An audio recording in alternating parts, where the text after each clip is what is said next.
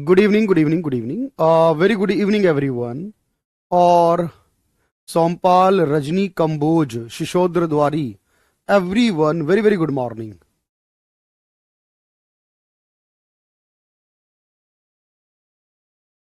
बिल्कुल सोमपाल, इसमें कोई शक नहीं है। देखो, अगर आपने एनसीईआरटी को बेस्ट तरीके से पढ़ा है, और एनसीईआरटी पढ़ना इतना आसान भी नहीं है, एक बात याद रखना।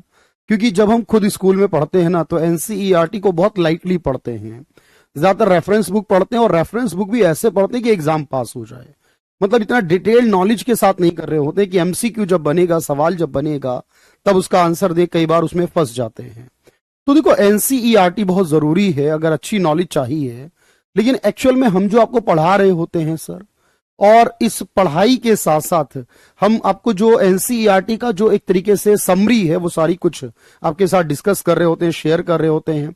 तो ओवरऑल जब आप इस क्लास को कर लेते हैं, तो एनसीईआरटी जो पढ़ना रहता है ना, वो एक काम रह जाता है बस। फिर उसके बाद क्या करना है, आपको एक बार रीड कर लेनी है। तो आप देखेंगे कि सर ऐसा लगेगा कि सब कुछ आपको आता ही, हमने फिर भी रीड करा है।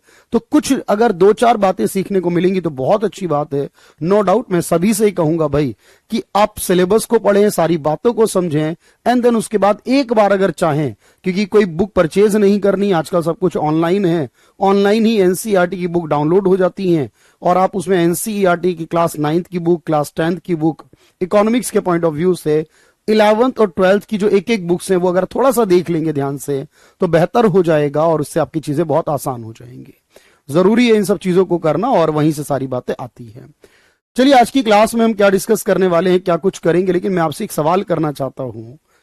जब हम ये बात कर रहे होते हैं सर कि हमें पूरे देश की इनकम के बारे में, राष्ट्रीय आय के बारे में हम जिक्र करते हैं, और मैंने ये बोला भी है कि राष्ट्रीय आय तो अपने आप में एक बड़ा टॉपिक है ही, लेकिन साथ में ये मैक्रो इकोनॉमिक्स में आता है। जब हम एवरेज इनकम निकालते हैं, वो भी मैक्रो इकोनॉमिक्स में ही आती है। लेकिन जब हम किसी प्रोडक्ट के प्राइस की बात कर रहे होते हैं, तब वो माइक्रो इकोनॉमिक्स का पार्ट हो जाता है। माइक्रो बहुत क्रूशियल है, एग्जाम के लिए बहुत जरूरी है, एग्जाम पॉइंट ऑफ व्यू से बहुत बड़ा कंटेंट है माइक्रो का, उसके बारे में भी एनालिसिस करेंगे। लेकिन अब सवाल मेरा यह है कि जब हम बात कर रहे हैं सर इंडिया के बारे में, तब हमने एक चीज सीखी है, हमने एक चीज बात की है, और वो बात यह है सर कि इंडिया एक मिश्रित अर्थव्यवस्था है, जहां पूंजीवाद भी आपको नजर आता है, जहां समाजवाद भी नजर आता है। हमने दोनों को मिलाकर चलने की कोशिश शुरुआत से की है, लगभग आजादी के बाद से ही हमने मिश्रित अर्थव्यवस्था को ही चुना है। लेकिन जब हम इस अर्थव्यवस्था में आगे चलते हैं, तो हम देखते हैं कि समाजवाद होने की वजह से कुछ अच्छाइयां भी मिली हैं, तो कुछ बुराइयां भी हैं। पूंजीवाद को अपनाया है हमने मिश्रित के अंदर, तो उससे अच्छाई और बुराई दोनों मिली है। यहां पर एक बुराई है जो इंडियन इकोनॉमी की फीचर भी है अपने आप में, और वो फीचर ये कि इंडिया जो है हमारा, इसमें हाई इनकम इनइक्वालिटी है। जो आय है उसमें बहुत अधिक असमानता है, यानी अमीर और गरीब के बीच में एक बहुत बड़ा गैप है। अब जब हम इस गैप के बारे में बात कर रहे होते हैं सर, तो हमें बात समझ में आती है कि सर ये गैप ही है जो अमीर और गरीब को बनाता है। ये गैप की वजह ही है कि हम देखते हैं कि कोई इंसान बहुत अमीर हो जाता है, तो कोई इंसान बहुत गरीब रह जाता है। और ये गैप को समझना, इस गैप को समझने के लिए जो डिफरेंट कर्व्स हम बनाते हैं, डिफरेंट लॉज हम पढ़ते हैं, उनके बारे में भी डिस्कस करूंगा। लेकिन आज की क्लास का मुद्दा है हमारा गरीबी क्या है, गरीबी का संबंध किससे है। क्योंकि गरीब होगा यानी इसका मतलब सामान्य तौर पर वो बेरोजगार होगा। जब किसी के पास कोई रोजगार नहीं, काम नहीं, तब वो गरीब होगा। या उसकी इनकम इतनी कम हो कि उसके पास कुछ भी नहीं बनता है, वो अपनी रिक्वायरमेंट्स को पूरा नहीं कर पाता, अपनी फुलफिल्स नहीं कर पाता है, नीड को, अपनी जरूरतों को पूरा नहीं कर पाता है। जो कम से कम बेसिक रिक्वायरमेंट है लाइफ की, वो उसको भी पूरा करने में सक्षम नहीं है, तब ऐसे इंसान को गरीब कहा जाता है। लेकिन आप जानते हैं कि गरीब और गरीबी, इन दोनों से रिलेटेड बहुत सारी बातें सीखने पढ़ने के लिए, और सबसे इंपॉर्टेंट है इसके अंदर गरीबी रेखा के बारे में। यानी ये कैसे तय किया जाए कि कौन गरीब है और कौन गरीब नहीं है। ये जो पैरामीटर बनाया जाता है, जो लाइन ड्रॉ की जाती है, जिसे गरीबी रेखा कहते हैं, ये समय के हिसाब से अलग अलग आती है। समय के अकॉर्डिंग ये बदलती रहती है, तो हमें भी समय के अकॉर्डिंग इन चीजों को बदलना है, इनको याद रखना है कि क्या कुछ गरीबी रेखा के बारे में कहा गया, पढ़ा गया है। वो जरूरी बातें मैं आपको कराऊंगा। और आप जानते हैं कि जब कुछ पढ़ेंगे और उसके एमसीक्यू वगैरह करेंगे, तो हमें बहुत अच्छे से कंसेप्ट समझ में आ जाएंगे। फिर आपका सीडीएस हो, फिर आपका सीएपीएफ हो, या इसके अलावा फिर आप चाहें यूपीएससी ही क्यों ना दे रहे हो, और आप टीजीटी पीजीटी क्यों ना दे रहे हो, कोई फर्क नहीं पड़ेगा इस बात से। तो आज की हेडिंग रहेगी, यानी इस टॉपिक की बात करें तो पॉवर्टी यानी निर्धनता। निर्धनता से रिलेटेड कुछ खास बातें हैं जो समझने की जरूरत है आपको। सबसे पहले आप जानते हैं कि सर गरीब कहते किसे हैं। आप कहेंगे अगर कोई भी व्यक्ति ऐसा है, कोई भी इंसान ऐसा है जो अपनी बेसिक रिक्वायरमेंट्स को पूरा नहीं कर सकता, हम उसे पुअर कहते हैं। यानी कि पॉवर्टी के अंदर, निर्धनता के अंदर अगर हम सबसे पहले वर्ड की बात करें तो सवाल यही है कि पुअर कहा किसे जाएगा। ध्यान से सुनेंगे। तो पहला पॉइंट यह है, एक व्यक्ति को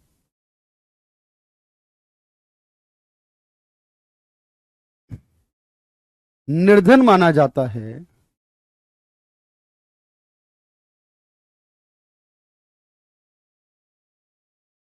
यदि वह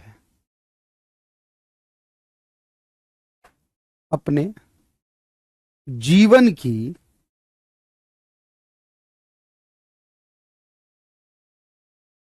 न्यूनतम या मूलभूत आवश्यकताएं पूरी नहीं कर सकता। न्यूनतम या मूलभूत आवश्यकताएं पूरी नहीं कर सकता या उसको करने में सक्षम नहीं है। हिंदी में क्या कहेंगे वो कोई बात नहीं, वो चेंज हो जाएगा। रौद्र, ए person is called poor if he or she is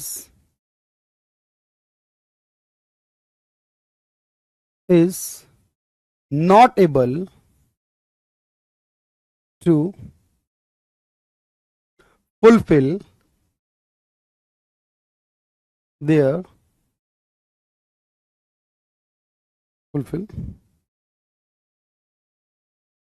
minimum या बेसिक नीड्स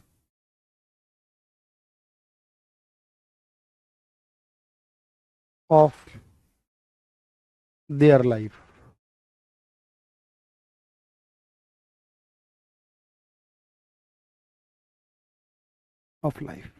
अगर वो अपने जीवन की कुछ चीजों को पूरा नहीं कर पा रहा तो वो इंसान गरीब है। अब कहेंगे सर ये बेसिक नीड क्या होती है, ये रिक्वायरमेंट क्या होती हैं? ये जो बेसिक नीड बोला गया, मिनिमम नीड बोला गया है, जो इंसान इतना भी ना कर पाए तो गरीब होगा।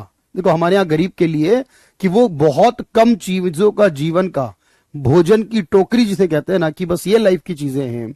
अब इसमें 5 चीजों को डिफाइन किया गया। इसमें कहा गया कि इंसान के पास फूड यानी भोजन होना चाहिए, खाने के लिए जरूरी चीजें उपलब्ध होनी चाहिए, भोजन है। इसके अलावा कपड़े की बात की गई, क्लॉथ होना चाहिए, कपड़ा। इसके बाद शेल्टर की बात की गई, यहां पर आवास होना चाहिए, शेल्टर। इसके बाद प्राइमरी एजुकेशन की बात की गई कि इंसान के पास बेसिक रिक्वायरमेंट में प्राइमरी एजुकेशन को भी रखा गया, प्राथमिक शिक्षा भी होनी चाहिए, और प्राथमिक चिकित्सा सुविधा यानी प्राइमरी हेल्थ फैसिलिटी को भी इसमें इंक्लूड किया गया। ये 5 चीजें मिलाने पर इंसान की बेसिक रिक्वायरमेंट्स जो है वो फुलफिल होती हैं। प्राइमरी हेल्थ फैसिलिटीज,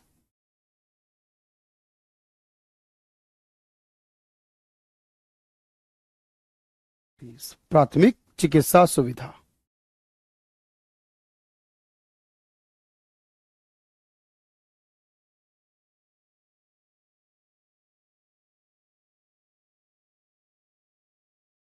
इन 5 रिक्वायरमेंट्स को हमें फुलफिल करना होगा। अब यही डिफाइन करने के लिए देखो हमने क्या करना है कि जो 5 रिक्वायरमेंट्स हैं इसी के आधार पर हम बेसिकली, यानी जितने भी लोग हैं उसके लिए एक लाइन ड्रॉ कर दी हमने।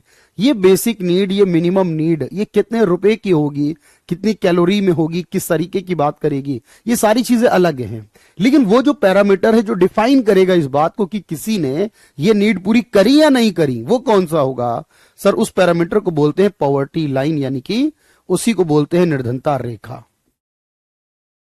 या गरीबी रेखा।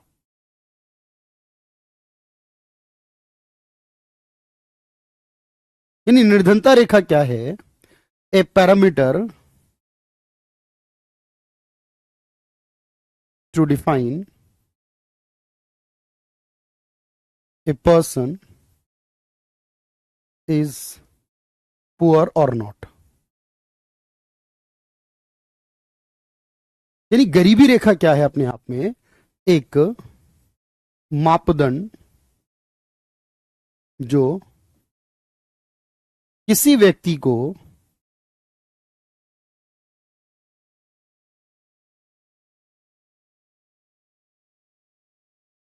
गरीब को निर्धन या वह गैर निर्धन में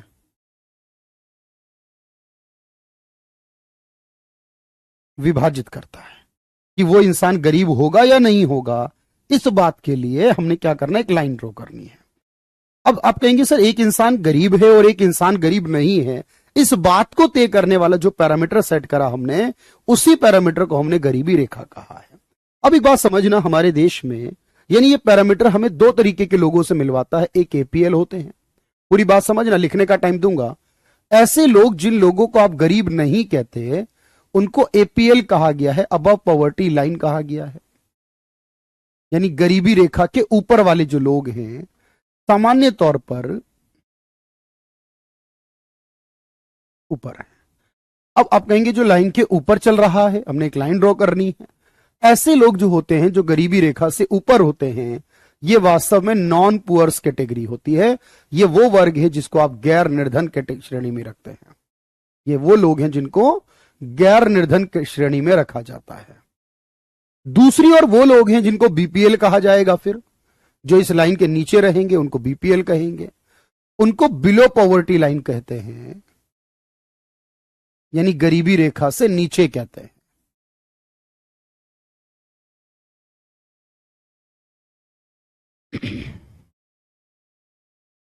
गरीबी रेखा के नीचे होते हैं जो। अब जो गरीबी रेखा से नीचे रहते हैं, इसका मतलब है कि ऐसे लोग जनरली तौर पर जिनको आप पुअर मानते हैं, जिनको निर्धन की श्रेणी में रखते हैं, उनको बीपीएल कहा जाता है। या ऐसे भी लोग हैं इस कैटेगरी में शामिल जिनको बहुत ज्यादा गरीब कहा गया है, उनके लिए भी हम एक वर्ड का इस्तेमाल करेंगे, अंत्योदय। लेकिन सवाल है सर ये गरीबी रेखा कैसे तय करेगी कि भाई कोई इंसान गरीब होगा या नहीं? इसका डेटा कहां से लाएंगे? ये कौन डिसाइड कर रहा होगा? अब इसकी बात समझना। हमारे देश में अब इस लाइन का पैरामीटर का इस्तेमाल करके हम क्या करते हैं, हम गरीबी रेखा बनाते हैं। और ये गरीबी रेखा जो होती है, poverty line, on the basis of, हमारे देश में इसके दो आधार हैं, इसके दो तरीके हैं। या तो हम ये देखते हैं कि एक इंसान कितना खर्च करता है, जिसे आप एक्सपेंडिचर या कंजम्पशन कहते हो। तो आप ये देखोगे एक इंसान का उसका खर्चा कितना है। इनकम नहीं देखी जाती हमारे देश में। और दूसरा है on the basis of calorie. यानी भारत में अगर हम बात कर रहे हैं तो दो तरीके से लाइन डिफाइन करते हैं हम कि एक इंसान का महीने का, साल का, दिन का खर्चा कितना है। आय नहीं, कमाई कितनी है वो नहीं, क्योंकि कमाई का ऑथेंटिक रिकॉर्ड नहीं हमारे देश में। इनकम क्यों कंसीडर नहीं किया जाता है? तो याद रखना, निर्धनता रेखा व्यय, या इसी को उपभोग कहते हैं, व्यय या उपभोग, तथा कैलोरी। जब हम कुछ खाएंगे या पिएंगे, जो ऊर्जा मिलेगी शरीर को, कैलोरी के आधार पर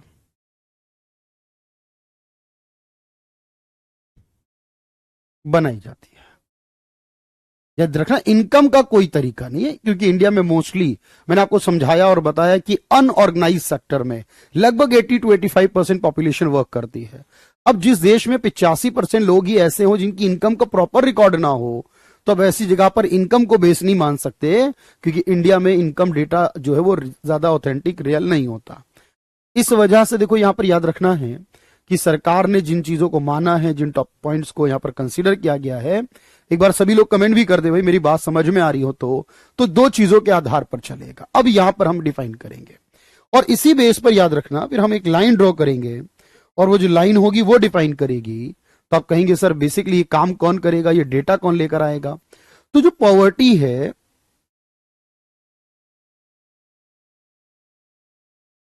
कि कोई इंसान गरीब है या नहीं है, उसके खर्चा कितना है, related data collected by NSSO, यानी इससे रिलेटेड जो डेटा होता है वो एनएसएसओ नाम का संगठन है एक, वो कलेक्ट करता है।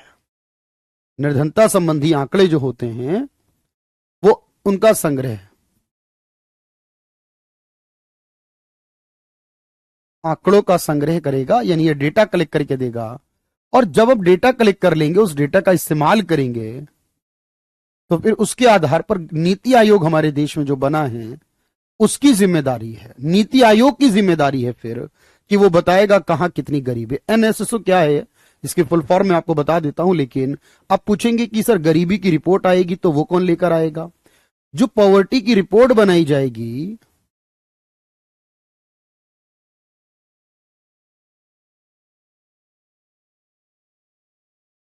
वो नीति आयोग बनाएगा। पहले इसे प्लानिंग कमीशन कहते थे, अब इसे नीति आयोग कहते हैं। यानी किस राज्य में कितने गरीब हैं, पूरे भारत में कितने गरीब हैं, निर्धनता रिपोर्ट का प्रकाशन, यानी इसका अनाउंसमेंट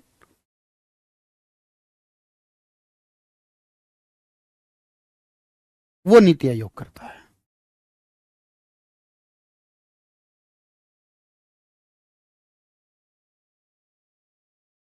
तो ये बात समझ में आ रही है बहुत अच्छे से, एक एक बात।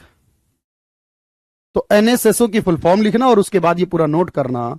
एनएसएसओ का मतलब है नेशनल सैंपल सर्वे ऑफिस या ऑर्गेनाइजेशन, क्योंकि नई दिल्ली में है एनएसएसओ। बिल्कुल मैं चेंज कराता हूं।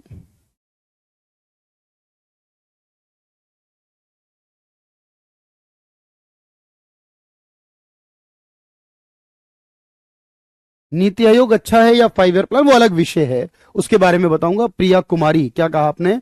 नहीं चलता, कौन सा है, कोई बात नहीं। एंड जीबी, सर आपको बी और जीबी वर्ड क्या क्या मीनिंग है, मैं समझ नहीं पाया। ये जीबी क्या लिखा है, क्योंकि आज से नवरात्रों की शुरुआत तो है, और गॉड ब्लेसिंग्स शायद कहा हो आपने, बट जो भी कहा चलिए, फिलहाल वो मैं आपको बाद में बताऊंगा युवराज अच्छा है या नहीं, लेकिन पहले आप इसे डन करिए और जल्दी से कमेंट करिए कि बात समझ में आ गई सर। यहां तक मैं आपके टॉपिक्स वगैरह सारे अपडेट रखूंगा, सारी चीजों की बात करता हूं भाई जल्दी से।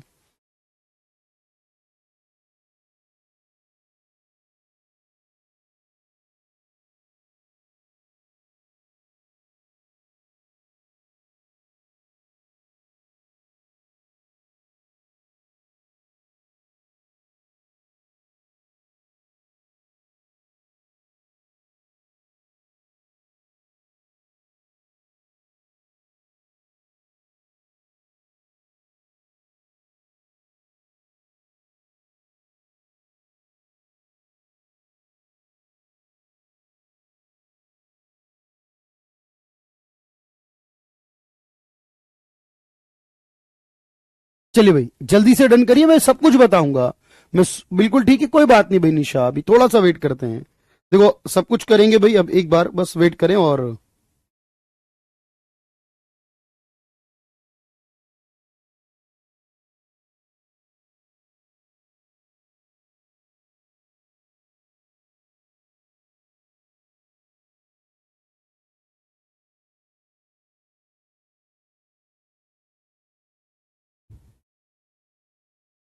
चलिए भाई बताइए मुझे, एक बार डन करें, कमेंट करें, बिल्कुल कोई बात नहीं है, बिल्कुल।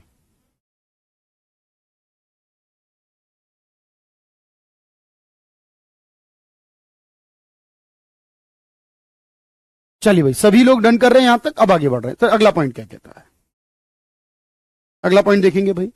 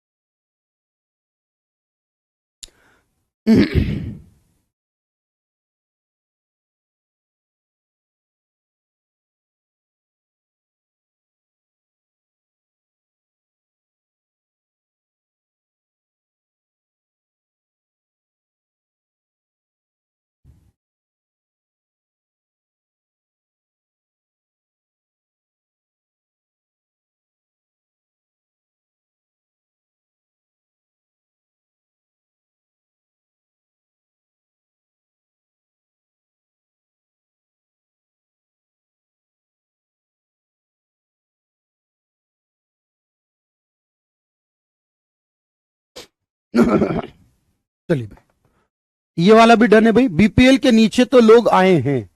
हाँ, बीपीएल के नीचे, बीपीएल का मतलब है वो सारे लोग जो गरीब हैं, और अभी उसके बाद बताऊंगा उससे आगे भी गरीब होंगे जो, और आपको मैं बताऊंगा भाई, आपको मैं सारी चीजें कराकर जाऊंगा, इकोनॉमिक रिलेटेड करंट अफेयर भी बताऊंगा। अमन हंस आज की क्लास में इन्फॉर्म करूंगा आपको।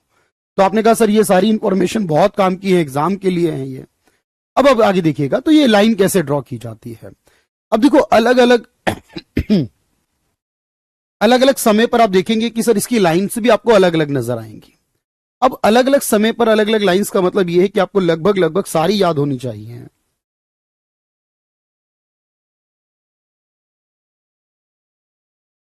अब देखो, जब हम बात करते हैं गरीबी रेखाओं के बारे में तो सबसे पहले हमें मिलता है 1867-68 में।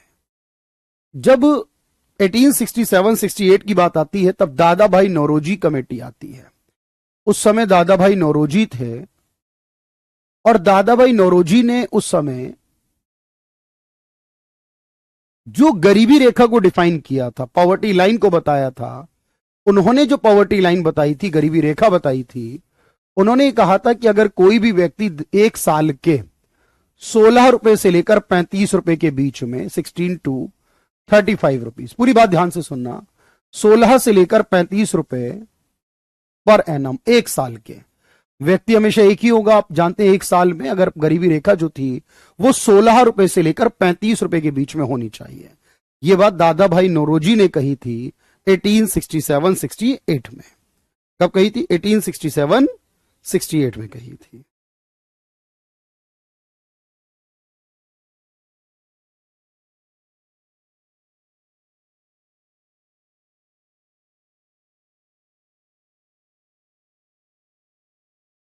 चलिए, इसके बाद देखो फिर अलग अलग लोगों ने सुझाव दिए। 1938 में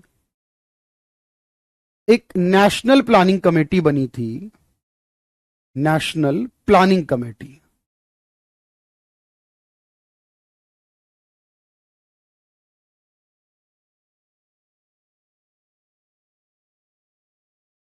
और जो राष्ट्रीय योजना समिति प्लानिंग कमेटी बनी 1938 में, फिर उसने भी ऐसी एक सुझाव दिया गरीबी रेखा को लेकर, पॉवर्टी लाइन क्या होनी चाहिए।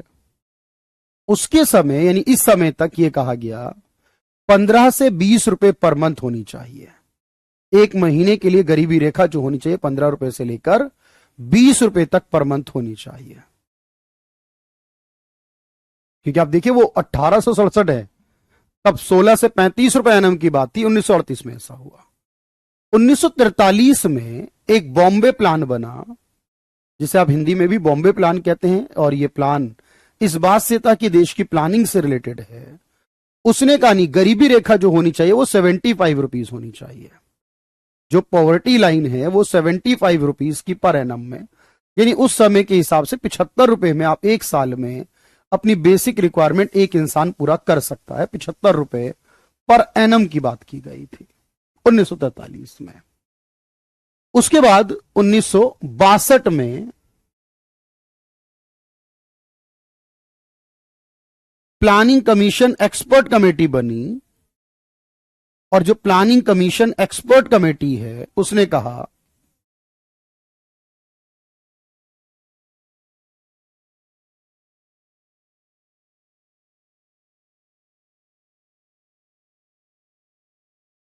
नहीं, शहर के लिए गरीबी रेखा जो शहर के लिए होगी, अर्बन के लिए, शहरी क्षेत्र के लिए वो अलग होगी, और जो ग्रामीण क्षेत्र के लिए होगी, रूरल एरियाज के लिए होगी, वो अलग होगी।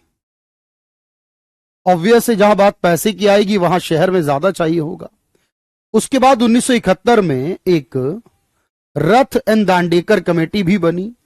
अब ये सारी कमेटियां आपको याद रखनी है, इनका संबंध गरीबी से है, और इन्होंने क्या क्या बताया है अपनी कमेटीज में, रिपोर्ट्स में, उनके बारे में देखो आपको याद रखना है कि सर इस कमेटी ने क्या कहा। इस कमेटी ने कहा कि जो गरीब पॉवर्टी लाइन होनी चाहिए वो होगी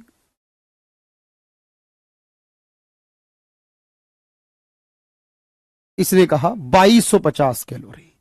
यानी एक व्यक्ति अगर एक दिन में, चाहे शहर हो या गांव हो, 2250 कैलोरी पर डे, यानी कोई इंसान अगर एक दिन में इतनी कैलोरीज प्राप्त करता है कुछ खा या पी कर, तो फिर वो अमीर माना जाएगा। इतनी कैलोरीज में बोला गया इससे।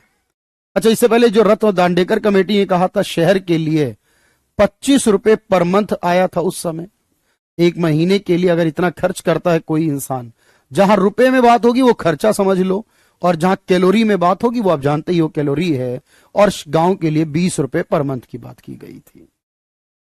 तो इस तरह से अलग अलग कमेटीज हैं, अलग अलग संस्थाएं हैं, उन्होंने अलग अलग रेट बताए हैं अपने कि गरीबी रेखा क्या होनी चाहिए। आपको ये सारी याद करनी है, हर एक सवाल कराऊंगा मैं क्लास में, और आप जानते हैं छोटे और बड़े हर सवाल को हम करेंगे जब, तभी सीखने को मिलेंगी सारी चीजें।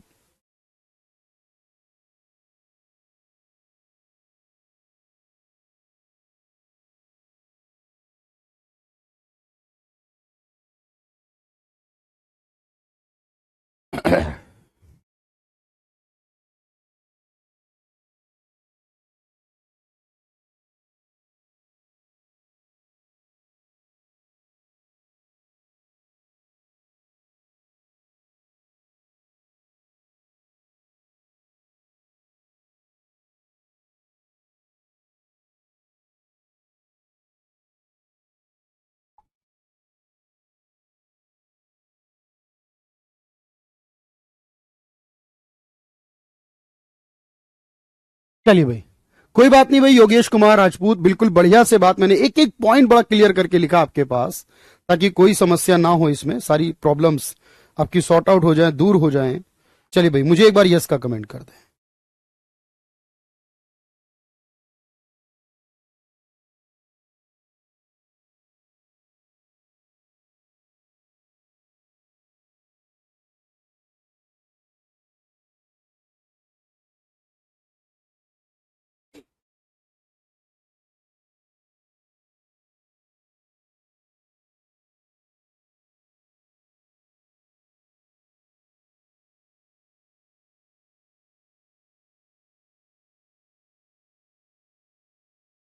चलिए भाई, तो ये वाली बात तो समझ में आ गई सर, इन्होंने क्या कहा था।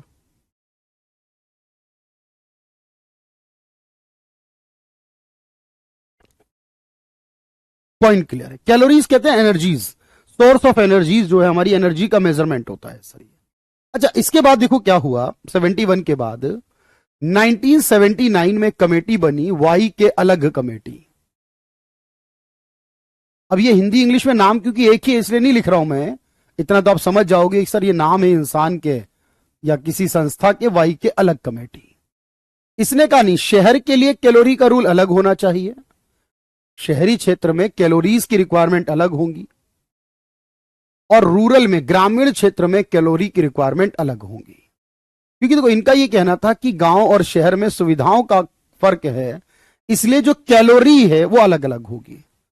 नेशनल प्लानिंग कमेटी में पर मंथ था सूरज, बिल्कुल 1938 में बनी नेशनल प्लानिंग कमेटी में पर मंथ था, 15 से 20 रुपए पर मंथ होगा, बिल्कुल 15 मंथ पर मंथ था, यहां पर एनम आ गया फिर उसके बाद। ठीक है, आपने कहा ठीक है। अच्छा, 1979 में ही एक कमेटी बनी, उसका नाम था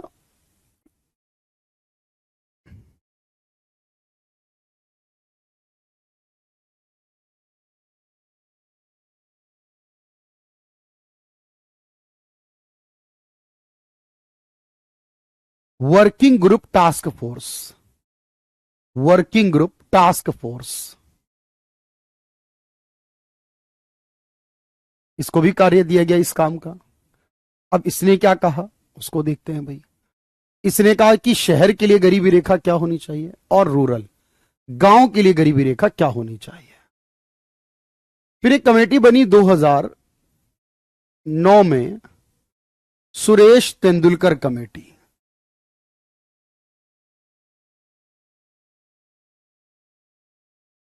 ये जो कमेटी बनी सुरेश तेंदुलकर की, इसने कहा कि शहर में क्या लाइन होनी चाहिए, गांव में क्या होनी चाहिए। इतना समझ पा रहे हो आप हिंदी इंग्लिश में? अच्छा, साथ ही इसने यह बताया कि जब आप गरीबी रेखा निकाल लेंगे इनकी, तो गरीबी कितने परसेंट होगी। यहां पर यह भी बताया गया HCR, यानी हेड काउंट रेशियो। इसका मतलब क्या, मैं आगे बताता हूं।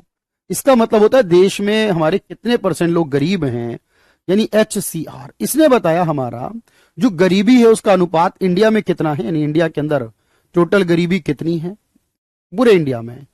लेकिन अगर हम इसमें अर्बन की गरीबी को देखें, शहरों में कितने गरीब है ये देखें अलग से, या रूरल में कितने गरीब हैं इस बात को देखें अगर, तो दोनों को हम अलग अलग डिवाइड कर सकते हैं। ये कमेटी ने कहा कि अगर कोई व्यक्ति, बात समझना ध्यान से, एक दिन के 33 रुपए या एक महीने के 1,000 रुपए, दोनों में से कुछ भी दी जाए आपको, एक महीने के 1,000 रुपए, शहर की बात हो रही है, या गांव में कोई व्यक्ति एक दिन के 27 रुपए या एक महीने के 816 रुपए एक्सपेंडिचर करता है, तो वो गरीब होगा, यानी इसके ऊपर इतना और इससे ऊपर वाला भी, इसके नीचे वाला गरीब। तो इन्होंने कहा देश में 21.9% लोग गरीब हैं पूरे देश में। लेकिन अगर गांव शहर की बात करें तो यहां 13.7% लोग गरीब हैं शहरों में, और गांव में अगर इसको अलग से देखें तो गांव के अंदर रहने वाले 25.7% लोग गरीब हैं। इसको गरीब कहा गया, हेड काउंट रेशो कहा गया, आगे बताऊंगा इस बारे में। अच्छा, इससे पहले वर्किंग ग्रुप ने क्या कहा था, शहर के लिए 56 रुपए 64 पैसे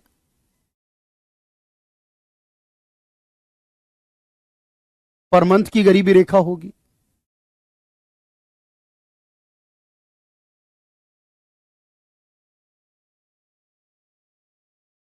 1980 तक आते आते, और गांव के लिए 49 रुपए 9 पैसे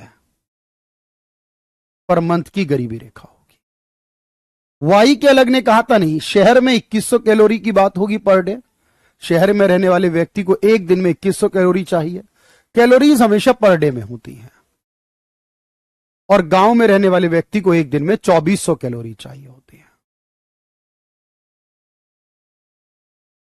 आप कहेंगे सर इतनी सारी लाइन है, और अभी तो हमने शुरुआत की है क्लास की भाई, तभी तो मैंने कहा ना एक बार पढ़ना है, बेहतर करना है, चीजों में अपडेशन लेकर आना है। अगर पहले से पढ़ा भी आपने तो कोई फर्क नहीं पड़ता, अच्छा पढ़ना बहुत जरूरी है। इसे कंप्लीट करें।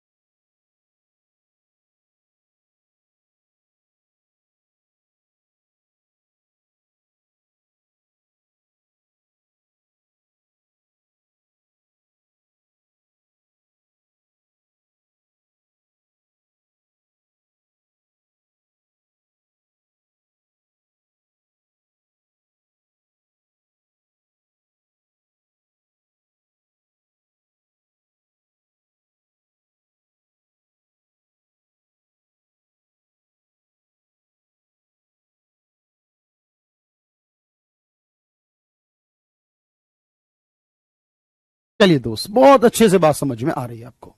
अब इसके बाद आगे बढ़ते हैं सर, और क्या हुआ फिर। इसके बाद एक आई 2014 में सी रंगाराजन कमेटी। अब इसने भी गरीबी रेखा को बताया। सी रंगाराजन कमेटी जो बनी उसने क्या कहा देखो,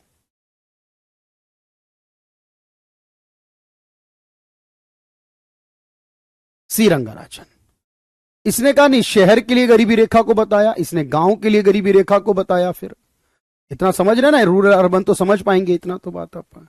और फिर इसने बताया HCR कितना होगा, हेड काउंट रेशियो इंडिया के लिए कितना है, पूरे भारत के लिए। इसने गांव शहर के लिए अलग से डेटा नहीं दिखाया, बट इसमें पूरे इंडिया का HCR कितना है, गरीबी कितनी है, वो बताया गया। अगर आप कहें सर ये HCR होता क्या है, इसका वर्ड क्योंकि ये जिक्र बार बार आ रहा है तो मैं आपको यहां बता देता हूं। HCR यानी हेड काउंट रेशियो कहते हैं जिसे, ये एक परसेंटेज को डिफाइन करता है। इसका मतलब होता है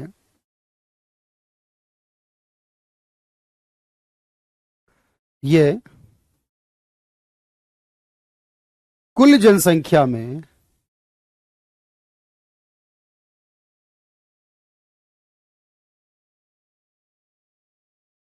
निर्धन जनसंख्या के प्रतिशत को दर्शाता है।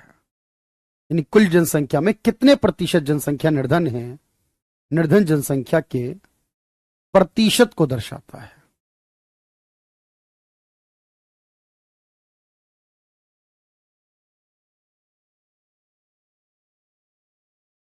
It show the percentage of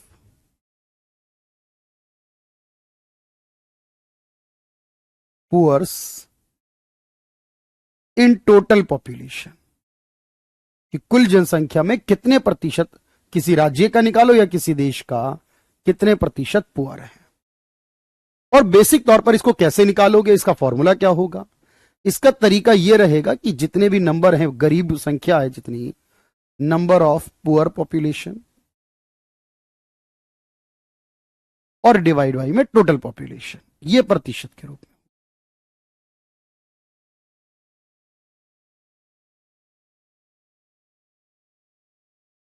तो इस तरीके से हम गरीबों का प्रतिशत भी निकाल लेते हैं सर।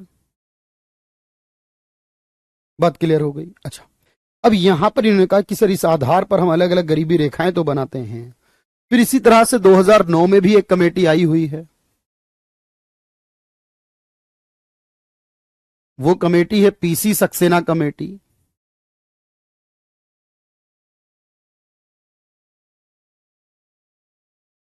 PC सक्सेना कमेटी थी कि ये इस बात को आइडेंटिफाई करने के कि हमारे देश में, यानी to identify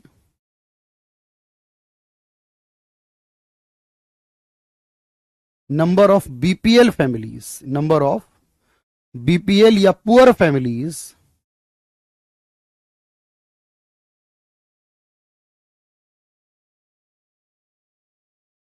in rural areas.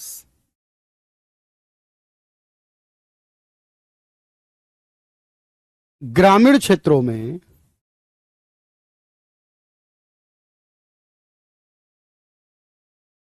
निर्धन, जिन्हें BPL कहते हैं,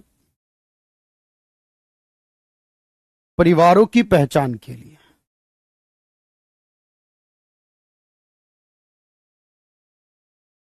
पहचान के लिए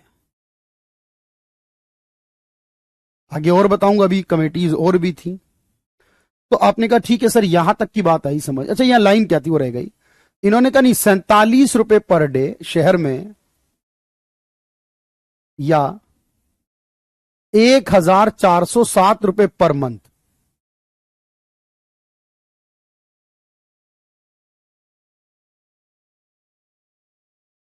₹32 दिन के रूरल में, या 972 रुपए पर मंथ। और इन्होंने कहा कि कुल आबादी में लगभग 29.5% लोग जो है वो गरीब है। मतलब अलग अलग डेटा दिया है अलग अलग कमेटीज ने। मैं सारी इंपॉर्टेंट कमेटीज कराऊंगा और इसका एंड जो होगा ना वो बड़ा इंपॉर्टेंट है। मुझे एक बार सभी लोगों का यस का कमेंट चाहिए कि बात पूरी तरह समझ में आ रही है भाई। और क्लास 9:45,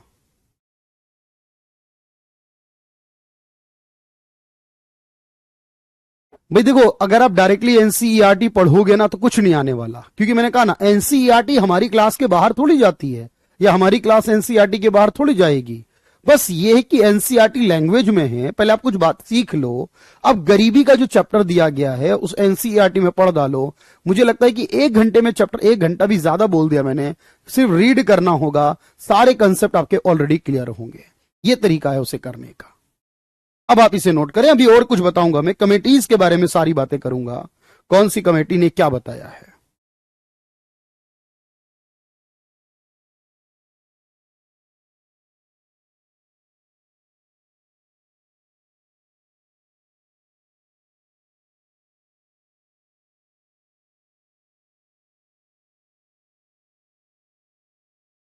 यहां 100 लगा देना भाई, क्योंकि परसेंट निकाल रहे हो आप, प्रतिशत निकाल रहे हो तो 100 निकाल देना।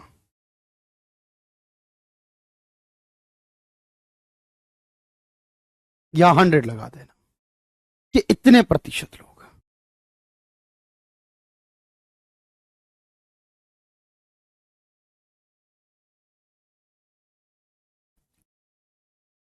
बहुत थोड़ा थोड़ा कराऊंगा, आराम से चलना है बिल्कुल।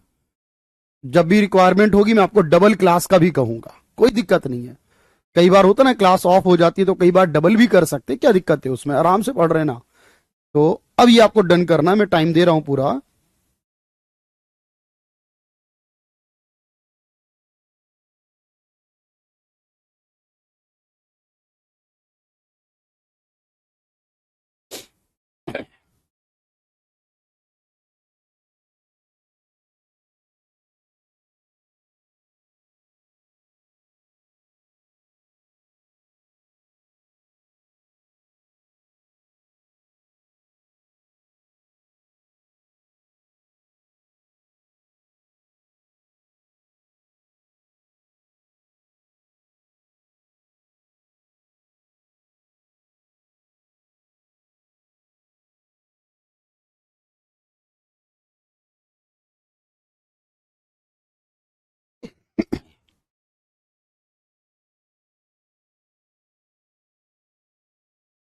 चलो भाई अब आगे बढ़ते हैं। अच्छा, 2010 में क्या हुआ, एक कमेटी बनी, उसका नाम था SR हाशिम कमेटी। अब इसे क्यों बनाया गया?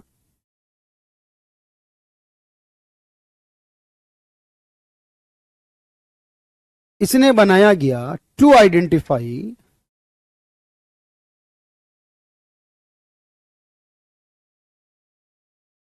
पुअर या BPL families in urban areas.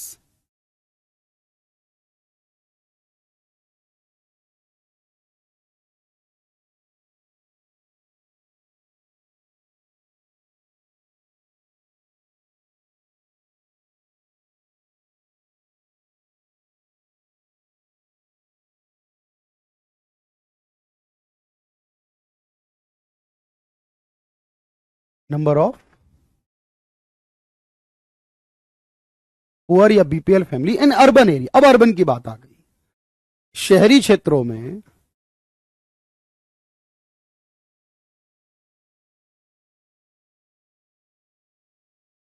निर्धन या बीपीएल परिवारों की पहचान के लिए।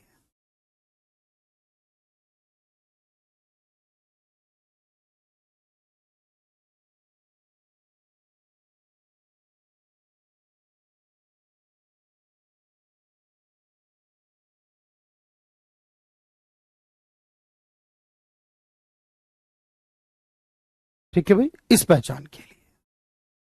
अच्छा, इसके बाद एक कमेटी बनी है 2016 में, अरविंद पनगड़िया कमेटी। ये सब गरीबी से रिलेट करते, ठीक है।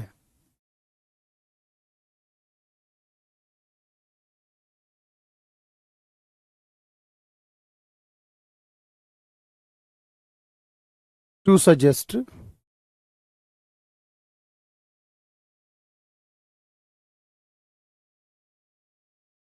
Ideas about poverty alleviation. सरकार ने कमेटी बनाई, अरविंद पनगड़िया उसके अध्यक्ष बनाए गए, कि किस तरह से गरीबी को दूर किया जाए, उसको एलिविएट किया जाए, समाप्त किया जाए। उससे रिलेटेड उपाय दीजिए।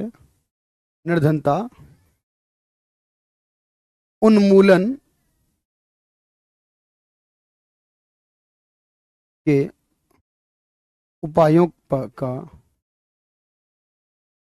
सुझाव देने के लिए।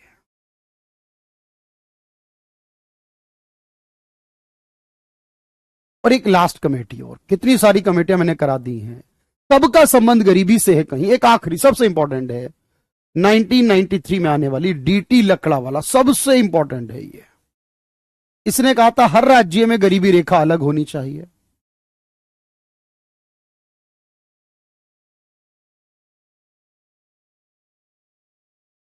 सबसे इंपॉर्टेंट है इट सजेस्ट या it recommend state wise poverty line, कि राज्य के हिसाब से गरीबी रेखा होनी चाहिए। क्यों? क्योंकि हर राज्य में महंगाई अलग है, वहां की जीडीपी से कोई मतलब नहीं हमारा। हम ये देखें ना हमारी सामान कितने में आ रहा है, हर राज्य की महंगाई अलग है। इसने राज्यवार और निर्धनता रेखा का सुझाव दिया।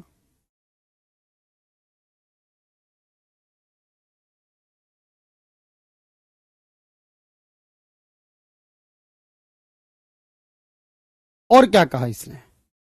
एक और बात कही देखो इसने, वो ये थी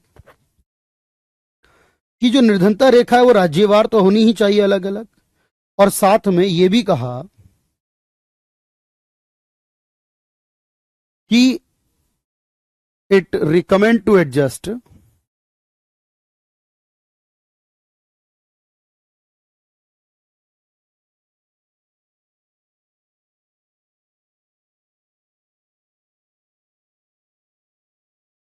CPI IW in rural, sorry, in urban and CPI AL in rural. इसने कहा कि महंगाई होती है, महंगाई का एक तरीका होता है ये। अब जब महंगाई डिस्कस करते हैं तब हमें मिलता है इसने शहरों में,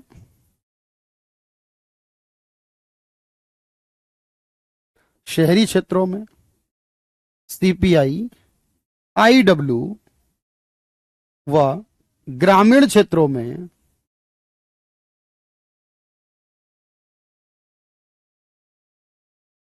सीपीआई एएल।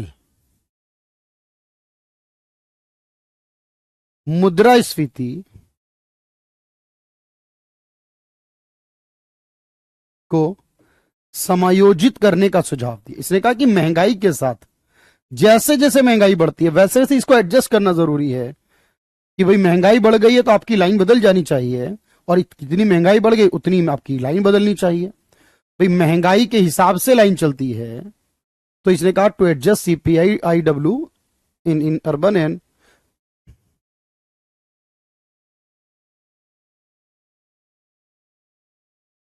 तो ये महंगाई क्यों है, क्या होता है सीपीआई आईडब्ल्यू में बता देता हूं। यह महंगाई का तरीका है। सीपीआई होता है कंज्यूमर प्राइस इंडेक्स, ये एक तरीका भी समझना बात को, महंगाई में बताते हैं इसके बारे में, को निकालने का एक तरीका रहता है। सीपीआई आईडब्ल्यू का मतलब हुआ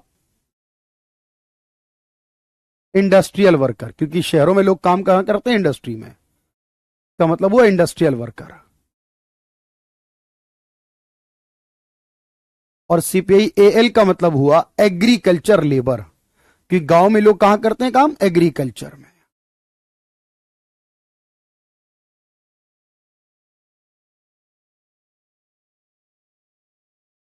अब ये बात याद रखनी है बस आपको। इसके बाद एक बात और बताऊंगा और कुछ क्वेश्चन की प्रैक्टिस कराऊंगा।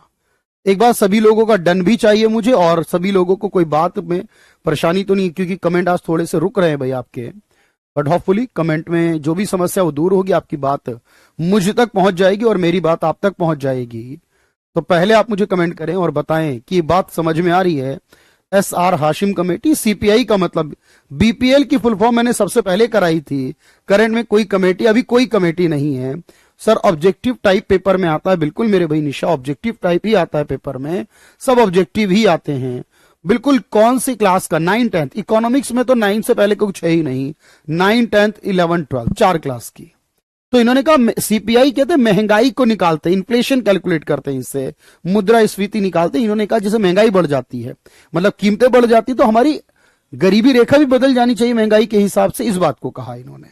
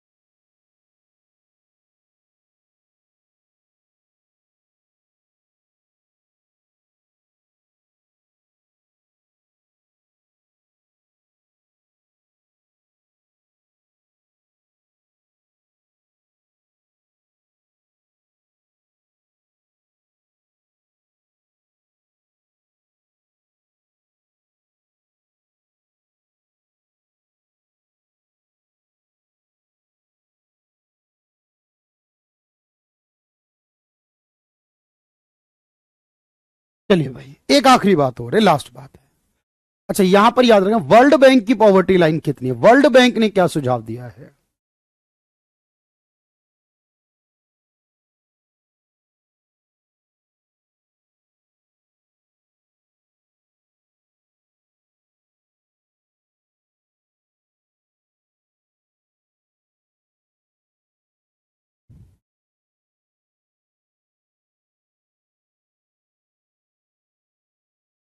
तो $2.15।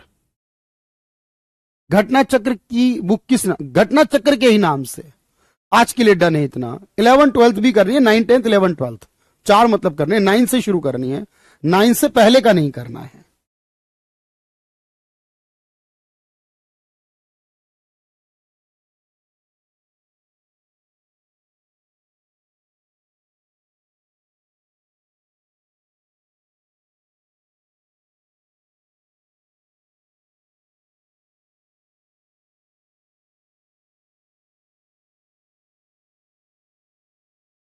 चलो भाई, अब मैं कुछ क्वेश्चन करा देता हूं आपको, ताकि आपको थोड़ा सा और कॉन्फिडेंस आ जाए। क्योंकि आप जानते हैं कि सर, इंपॉर्टेंट होता है कॉन्फिडेंस को बिल्ड करना, और वो तभी बिल्डअप होगा जब आप लगातार पढ़ेंगे भी और अच्छे से क्वेश्चन भी करेंगे।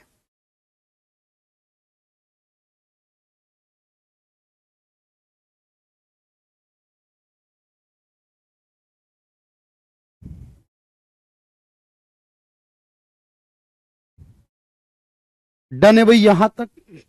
अभी बताते हैं भाई।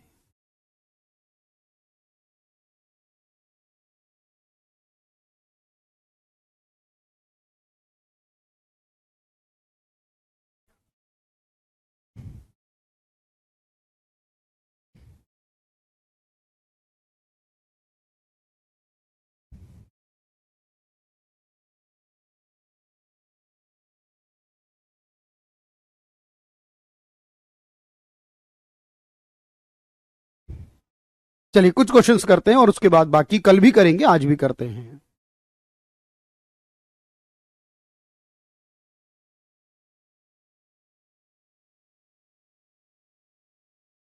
भारत में दिए गए एक वर्ष में कुछ राज्यों की तुलना में आधिकारिक गरीबी रेखाएं कुछ राज्यों से अधिक हैं, क्यों? मतलब हर राज्य की गरीबी रेखा अलग है, कहीं की कुछ ज्यादा है तो कहीं की कुछ कम है। ऐसा क्यों जरूरी है, ऐसा करना क्यों जरूरी है? यह वजह क्या हो सकती है? देखो, गरीबी निकालने का मतलब है जरूरी चीजें पूरी करना, और जरूरी चीजें पूरी करने के लिए आपको ये पता हो।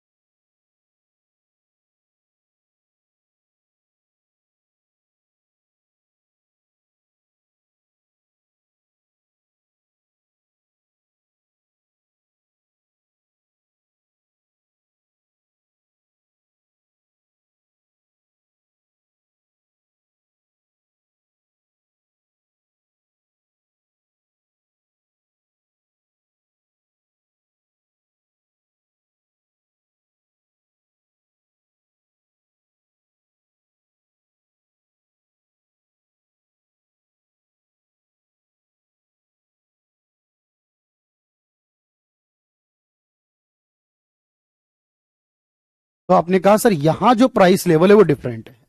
देखो हर राज्य में प्राइस डिफरेंट है, यानी महंगाई डिफरेंट है। अब महंगाई डिफरेंट है तो सारी जरूरी चीजें जो है अलग अलग रेट पर आती हैं, इसलिए वो जरूरी सामान खरीदने की कीमत अलग अलग है। इसीलिए आपने कहा जो प्राइस है, कीमत है, वो अलग अलग होने की वजह से हमें वहां गरीबी रेखा भी अलग अलग रखनी पड़ती है। अगला क्वेश्चन है, नीति आयोग द्वारा किस डेटा के आधार पर गरीबी का अनुमान लगाया जाता है? आपने कहा NSSO, ये बेहद आसान है।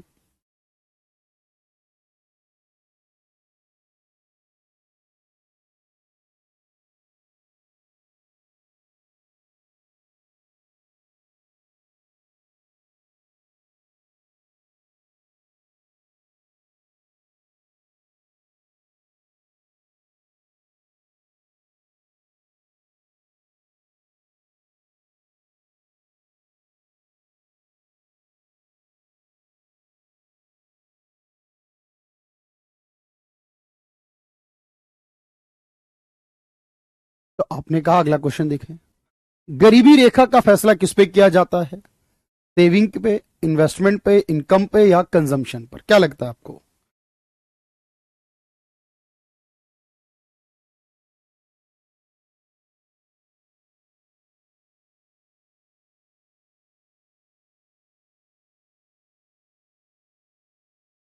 तो आपने कहा सर हाउस होल्ड कंजम्पशन पर। यह पूरा कंजम्पशन पर होता है ना, खर्च पे होता है। NSO भी कहा जाता है, VOD में भी है क्या? हाँ, सारे VOD में है। दोबारा भी करने की नीड नहीं, दोबारा करने की नीड नहीं। अगर VOD में है तो वहां कर लीजिए, दोबारा करने की जरूरत नहीं है। बस अगर लाइव कर रहे तो उससे बेहतर क्या होगा? तो आपने कहा यह काम नीति आयोग करता है, नीति आयोग इसकी एजेंसी है, संस्था है। इनमें से कौन सी कमेटी है जो गरीबी रेखा से रिलेट करती है, संबंध रखती है?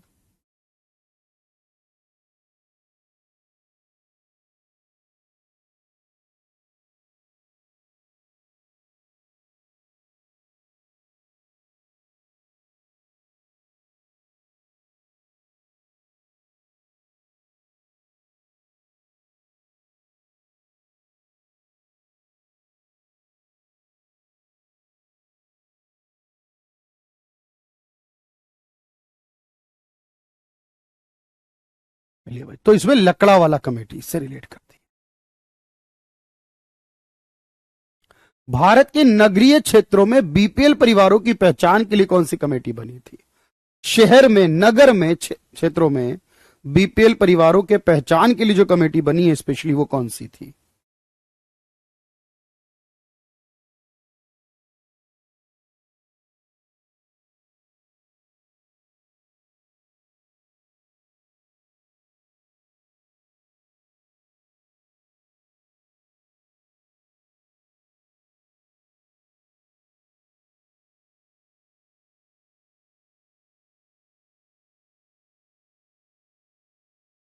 तो आपने कहा इनमें हाशिम कमेटी, ये जो शहरों के लिए, और सक्सेना वो थी जो गांव में बनी थी।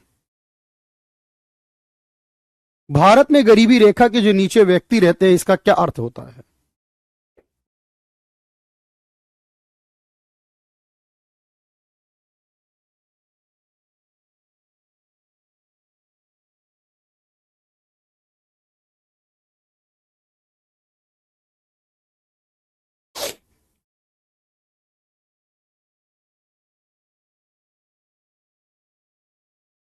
तो अब यहां पर याद, वो व्यक्ति जो न्यूनतम भोजन के हकदार हैं, यानी जिनको ये भी नहीं मिल पा रहा है, उनको कितने दिन काम मिला नहीं, इससे कोई फर्क नहीं है। खेती और मजदूर, इससे फर्क नहीं है। फर्क इस बात से है कि उनको ध्यान रखना है।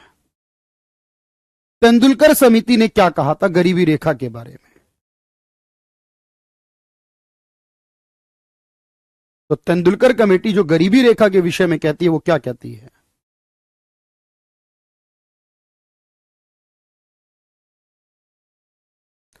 शहर के लिए 1,000 और गांव के लिए 816 रुपए पर मंथ की बात करती है।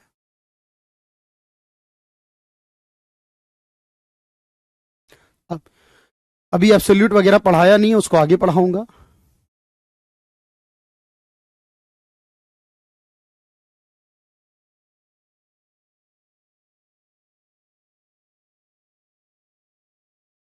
सवाल को बहुत ध्यान से पढ़कर जवाब दें। क्या कहा जा रहा है इस सवाल में?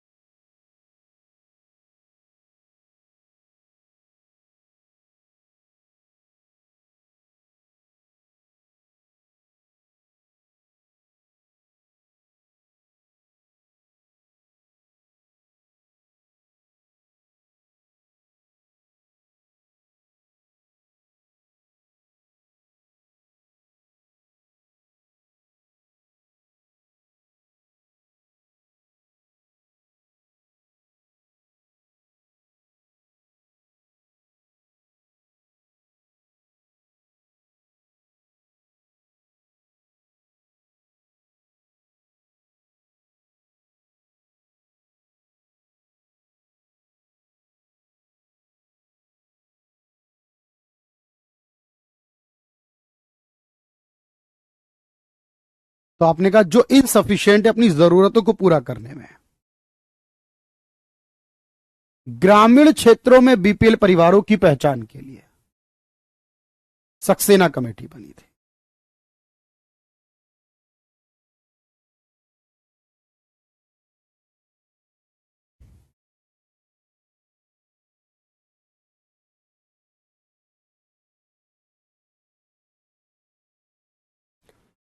ये 2011-12 की कमेटी बतानी है। तो 11-12 में शहर के 33 रुपए, गांव के 27 रुपए थे। 11-12 की, यानी सुरेश तेंदुलकर।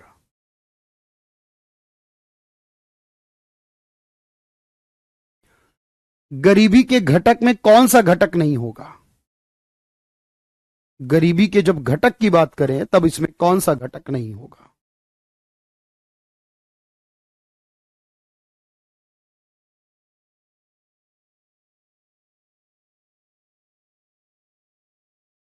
तो हाई इनकम लेवल अगर होगा तो फिर वो गरीब नहीं होगा ना, ये उसमें घटक नहीं होना चाहिए।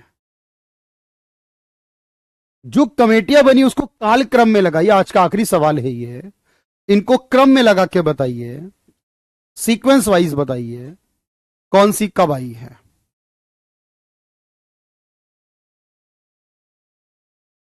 आज का आखिरी सवाल है ये, और क्रम में लगाना है इसे। तो आप कहेंगे सर ये वाला जो क्रम है ना बिल्कुल सही क्रम है, इसमें कोई दिक्कत नहीं है, इस क्रम में कोई दिक्कत नहीं है, सारी क्रम सही है। चलो आज के लिए इतना रखते हैं। या एक क्वेश्चन है,